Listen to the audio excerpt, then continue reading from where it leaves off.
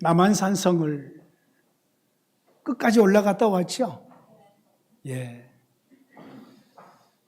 좋지요. 꽃도 많이 피었고, 꽃보다 좋은 것이 끝마치고 나서 무슨 음식 먹었어요? 막국수? 떡볶이? 예, 그래요. 여러분, 산이 왜 좋은 줄 아십니까?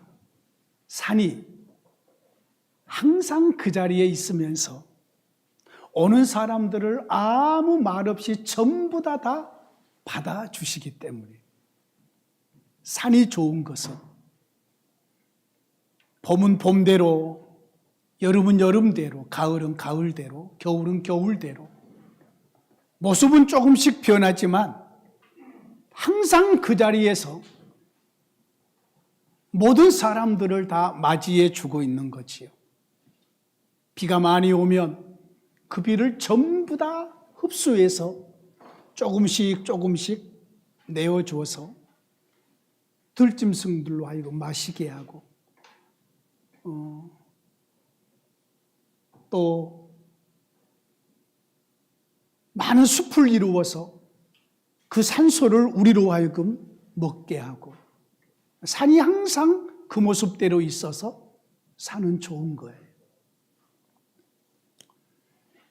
여러분, 대만에 갔더니 이번에 지진이 났었잖아요. 거기는 세상에 3,000m 이상 되는 산이 약 300여 가까이 있는 거예요. 300개나. 정확하게 258개나. 여러분, 3,000m 이상이면은 엄청 높은 산이거든요. 그런 높은 산이 258개나 있다는 게 깜짝 놀랐어요. 고향이 왜 좋죠? 산이 이렇게 좋은 것처럼 모든 사람들이 다 고향을 좋아하는데, 고향이 왜 좋느냐면은 부모님이 살아계시면은 가면은 항상 동일한 사랑으로 우리를 맞이해 주기 때문에. 그래서 고향이 좋은 거지요. 항상 맞이해 줘요. 여러분, 어떤 식당에서 맛있는 음식을 한번 먹고 나면 그 식당은 우리가 자주 가잖아요. 그런데 어느 날 갔더니 그 식당이 없어졌어. 얼마나 서운하잖아요.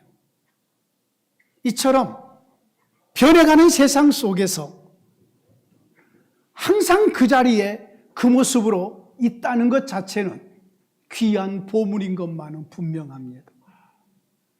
여러분, 예수님을 믿는 저와 여러분들에게 있어서 우리 예수님, 우리 하나님은, 그 하나님이 좋은 것은 내 삶이 막 요동쳐도, 내가 하는 어떤 일들이 막 헝클어지고 한다고 할지라도 그 하나님은 항상 그 자리에 계시기 때문에 우리는 그 하나님을 좋아하고 의지하게 되는 것 같습니다. 사람은 변해도 하나님은 변하지 않습니다. 이 세상 모든 것들이 다 흔들려도 하나님은 흔들림 없이 우리를 여전히 사랑하신다고 말씀하고 계시기 때문입니다. 오늘 우리의 본문을 짤막하게 읽었기 때문에 앞뒤의 모든 내용들을 금방 다 파악할 수 없는데, 오늘 우리의 본문은 이런 내용이에요. 구약의 이스라엘에 하나님이 다윗이라는 사람을 이스라엘의 왕으로 세워놓으셨어요. 왕으로. 다윗이 이스라엘 왕으로 세워질 때에 다윗의 마음속에 해야 될, 자기 마음속에 소망하고 있는 가장 중요한 일이 하나가 있었어요.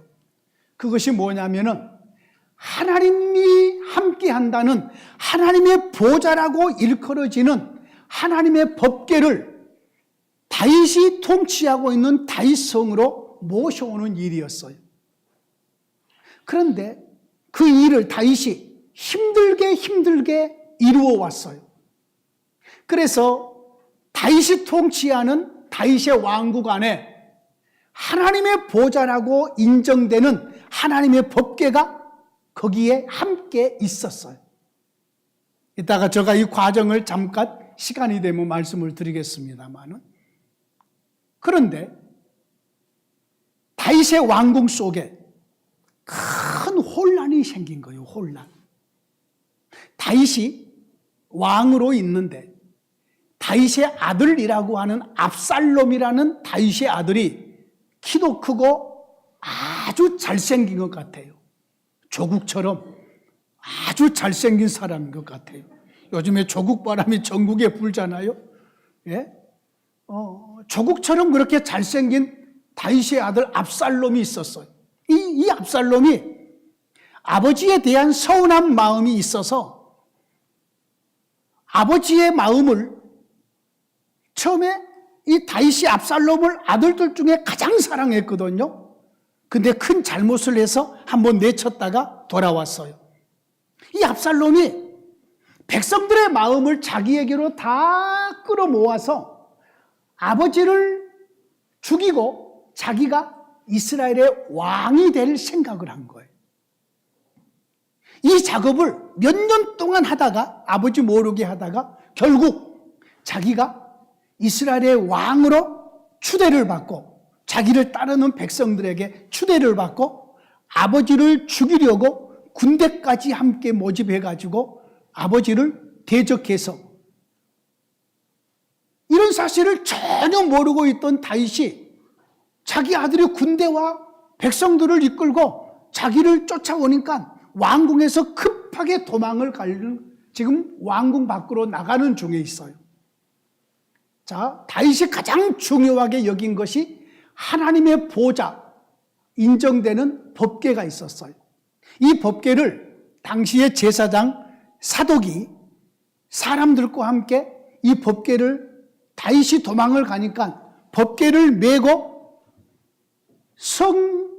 왕궁 밖으로 나왔어요. 나와가지고 다윗을 만났어요. 왕이요. 왕이 그렇게 귀하게 여기는 하나님의 법궤를 가지고 나왔습니다. 이제 백성들만 왕을 따르는 백성들이 나오면 우리가 하나님의 보좌가 있는 법궤와 왕과 함께 피신을 갖다가 하나님이 다음에 회복시켜주면 다시 가지고 들어가면 됩니다. 그런 거예요. 그랬더니 다윗 왕이 아서라, 이 하나님의 보좌라고 인정되는 법궤를 다시 왕궁으로 갖다 놔라. 이게 핵심이에요. 오늘 말씀의 핵심이에요. 나는 도망을 가지만, 피신을 가지만 하나님의 보좌는 왕궁 안에 그대로 모셔라. 그래서 이 하나님의 법궤를 다시 왕궁 안으로 모셨어요. 다윗이 고백하기를, 내가 하나님께 다시 은혜를 입으면 내가 다시 왕궁에 가서 법궤에 함께 하신 여호와 하나님을 뵙게 될 줄 어떻게 알겠느냐. 만약에 하나님이 나를 원치 않아서 이대로 나로 하여금 왕위에서 물러나게 하면 뭐 어쩔 수 없지 않겠느냐.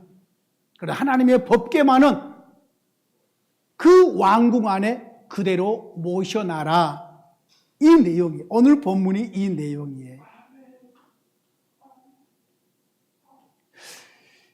여러분, 구약시대의 하나님의 보좌, 이것은 하나님의 법궤요, 법궤.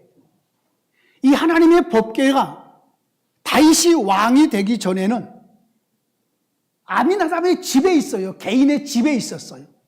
바알레 유다라는 지역에 있었어요. 하나님의 법궤가, 그러니까 하나님이 어디 계시는지, 법궤가 계시는 곳이 하나님이 계셨거든요. 하나님이 어디 계시는지 이스라엘 백성들이 잘 모른 거지요. 저 베레스 유다의 아미나답의 집에 있었으니까요. 다윗이 이스라엘의 왕이 되고 나서 하나님의 법궤를 이제 자기의 왕궁으로 모셔드리기 위해서 군대에 3만 명을 모집을 해요. 3만 명의 군대를. 3만 명의 군대를 모집을 하고 온갖 악기를 전부 동원을 해요. 찬양대를 동원을 해요. 그리고 나서는 수레, 소가 끄는 수레, 아주 좋게 웅장하게 수레를 만들고 끌고 가서 하나님의 법궤를 모시고 다윗이 자기가 통치하는 왕궁 안으로 모셔오려고 하는데 하나님께서 거부를 해요. 나 왕궁에 안 가겠다. 왜? 하나님의 법궤는 수레에 실어서 옮기는 것이 아니었어요. 하나님의 법궤는 어깨로 네 사람이 메고 옮기도록 하나님이 명령을 했거든요. 그러니까 하나님이 명령한 대로 법궤가 네 사람이 어깨에 메고 옮겼더라면 쉽게 하나님이 허락했을 텐데 하나님의 법궤를 그냥 소가 끄는 수레 뒤에다가 실어가지고 옮겼기 때문에 하나님께서 안 들어가겠다고 거기서 수레에게 하나님께서 멈췄어요. 수레가 막 소가 뛸뛰게 해서 뒤에서 웃사라는 사람이 하나님의 법궤가 넘어질까 봐서 붙들었더니 죽음을 당했어요. 하나님이 죽이신 거죠. 법궤는 사람이 만지는 게 아니거든요. 자, 그래서 어쩔 수 없이 그 하나님의 법궤가 3만 명의 군대를 거느리고 가서 모셔오려고 했는데 안 된 거잖아요. 그래서 오벳 에돔이라는 집에 모셨어요. 하나님의 법궤가. 한 3개월쯤 지났어요. 어떤 사람이 다윗에게 와서 이렇게 말씀을 합니다. 하나님의 법궤가 있는 오벳 에돔의 집에 하나님께서 많은 복을 내려주셨다네요. 다윗이 이 소식을 들어요. 그렇지 않아도 언제쯤 다시 하나님의 방법대로 법궤를 내 왕궁으로 모시고 와야 되는데 하나님의 법궤가 있는 오벳에돔의 집에 복을 받았다면 그 법궤를 다윗이 통치하는 왕궁에 모시면 다윗뿐만 아니라 온 이스라엘이 복을 받을 거라는 생각이 들어서 다시 군대를 거느리고 모든 걸 준비해서 그 법궤를 이번에는 하나님의 말씀대로 제사장들이 어깨에 메고 다윗 왕궁으로 모시고 와서 그때부터 하나님의 법궤가 하나님의 보좌를 상징하는 법궤가 다윗 왕궁 속에 모시게 된 거예요. 그러고 나서 몇 년 동안 평안했어요, 나라가. 다윗이 무슨 일이 있으면은 그 왕궁에 계신 하나님의 보좌 앞에 나아가서 또 묻는 거지요. 하나님, 이번 전쟁은 할까요, 말까요? 하나님께서 이번 전쟁은 해라. 예. 그러면서 전쟁의 승리를 거두고 모든 일을 하나님 앞에 나아가서 물으면서 이렇게 살았단 말이에요. 이렇게 해서 하나님의 보좌가 다윗의 왕궁에, 원래 실제적으로 이스라엘의 왕은 하나님이셨거든요. 다윗은 대리왕으로 세워졌기 때문에 하나님의 보좌를 다윗 왕궁에 있는 왕의 보좌 옆에다가 모셔놓는 것은 다윗의 소망 중에 소망이었어요. 그래서 모든 것이 평안하고 좋았어요. 그런데 우리 하나님도 좋았겠죠. 대접받은 것 같잖아요. 남의 집에, 개인의 집에 있는 것보다 이스라엘의 왕의 왕궁에 하나님의 보좌를 설치했으니 우리 하나님 입장에서도 아주 대우받은 입장이어서 좋은 거지요. 그런데 왕국의 보좌를 설치하신 하나님이 다윗의 왕궁 안에 혼란스러운 일이 일어나는 것을 보신 거예요. 그 혼란스러운 일이 다윗의 아들 압살롬이 아버지를 반역해서 자기가 스스로 왕이 되는 일이었어요. 그런데 이 일에 많은 백성들이 동조를 한 거예요. 여러분, 모든 이스라엘 백성들이 다윗 왕은 하나님께서 세우신 이스라엘 나라의 왕 되심을 알고 있어요. 그런데 어느 날 갑자기 많은 백성들이 압살롬이 우리의 왕이라 압살롬 왕 만세 한단 말이에요. 어찌 이런 일이 가능할까요? 지금 우리나라 윤석열 대통령이 우리나라 대통령으로 이렇게 지금 있는데 갑자기 또 다른 사람이 내가 대통령이라고 나오고 국민들이 따르면은 그게 뭐 누가 인정해 주나요? 인정 안 해 주잖아요. 그런데 사람들은 다윗이 왕이 되는 것보다 압살롬이 왕이 되는 것을 따르는 사람들이 더 많았어요. 어찌 이런 일이 가능했는지. 여러분, 이것이 어둠의 역사예요. 하나님이 세운 왕은 다윗이고 어둠의 세력이 사탄 마귀가 세운 왕은 압살롬이에요. 그런데 하나님이 세운 왕을 거부하고 어둠의 세력이 세운 왕을 따른단 말이에요. 여러분, 다윗이 뭘 잘못한 것이 없었어요. 아직까지. 아직 밧세바 사건은 이 다음에 나타나는 사건이거든. 아직 다윗이 잘못한 것이 없었는데 이렇게 다른 사람도 아닌 가장 사랑했던 아들 압살롬에 의해서 지금 반역을 당하고 고난을 당한단 말이에요. 우리 예수님 얘기 한번 해보지요. 예수님이 뭐 잘못한 거 있나요?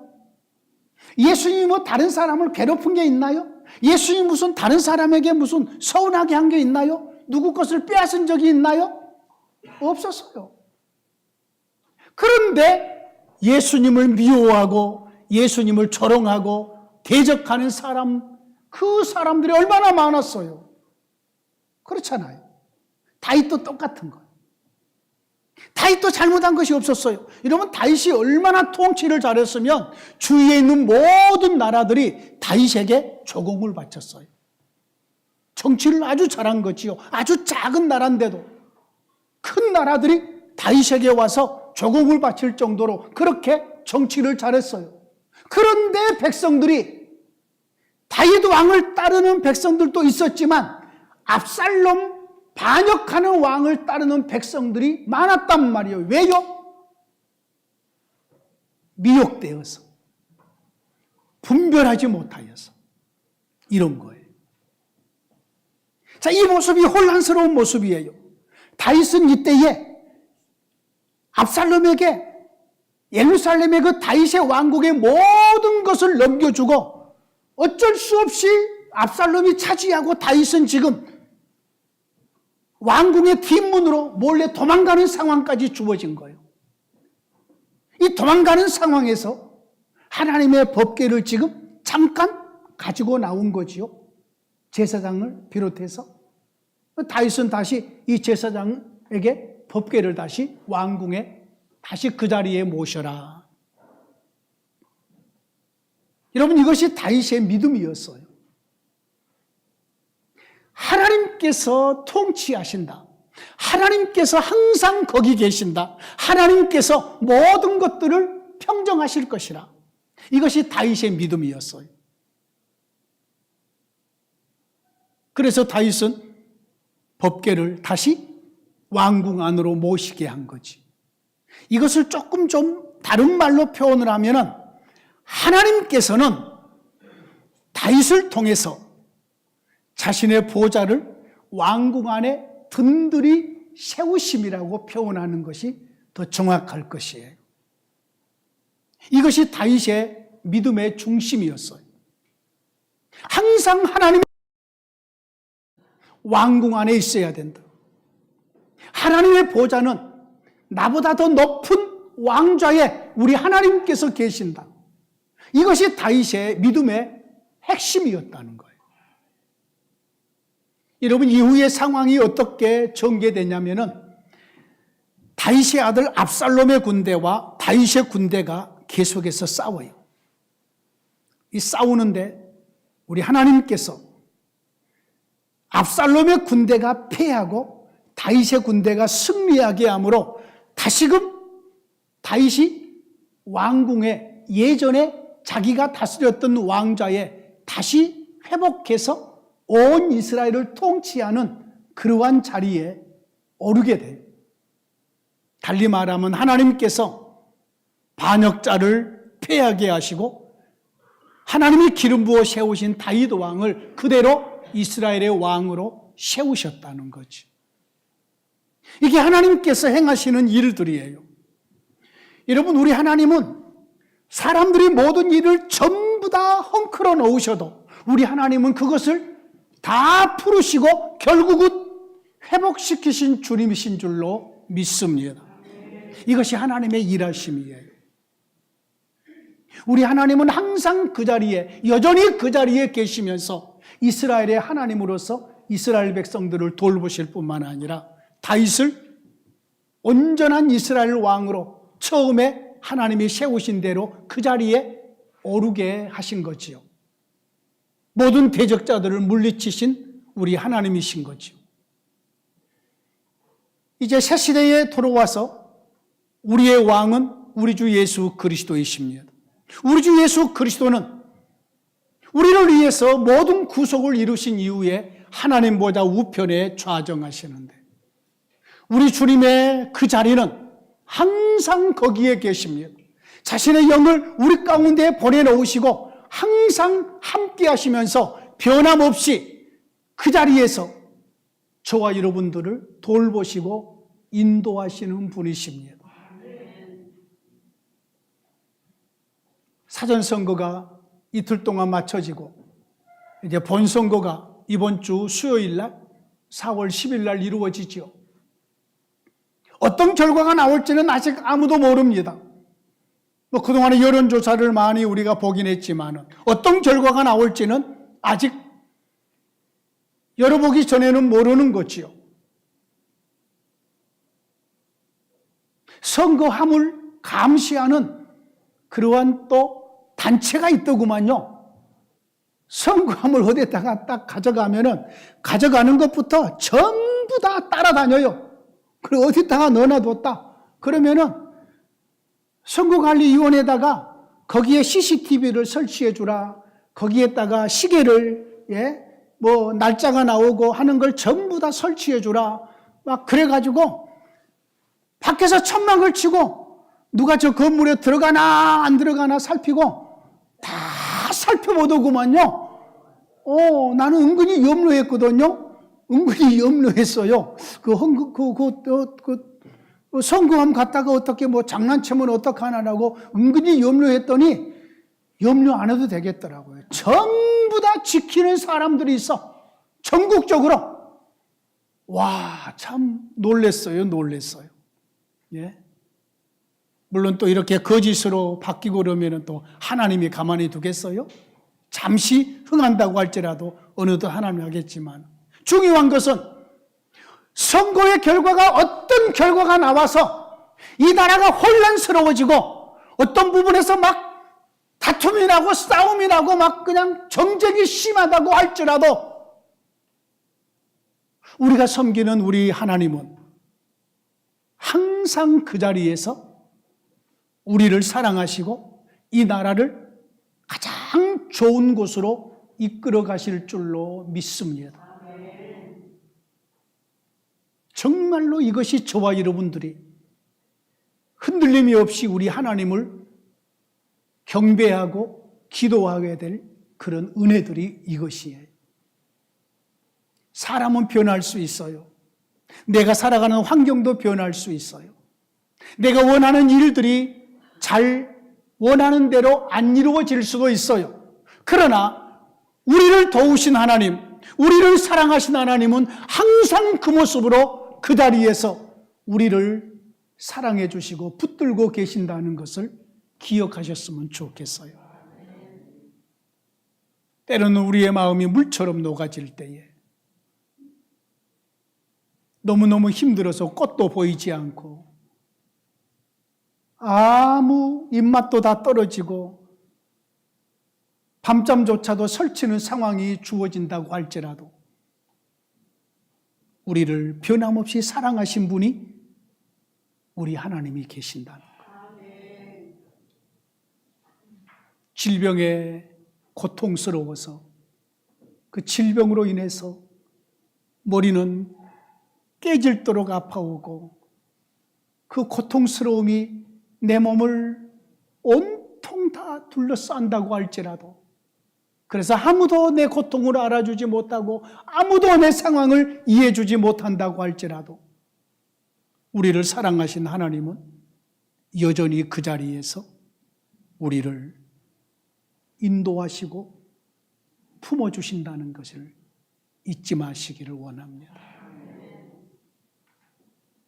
다윗이 통치하는 예루살렘, 이스라엘 나라에 큰 혼란이 왔다고 해도 우리 주님은 여전히 다윗의 왕궁의 그 자리에 보좌를 설치하시면서 이 모든 상황을 보시며 우리 하나님께서 새롭게 평정하시는 거지요. 반역자는 처리하시고 그리고 하나님이 세운 다윗 왕은 여전히 그 자리에 세워놓으신 우리 하나님. 그 하나님이 우리의 하나님이시고 우리의 아버지 되심에 감사하시기를 진심으로 원합니다. 하나님 감사합니다. 세상은 변하고 우리의 삶이 우리가 원하는 대로 잘 되지 않는다고 할지라도 하나님은 항상 그 자리에서 우리를 사랑하시고 우리를 가장 좋은 길로 인도해 주심인 줄로 믿습니다. 그래서 우리는 하나님을 의지합니다. 하나님을 믿습니다. 하나님을 예배하고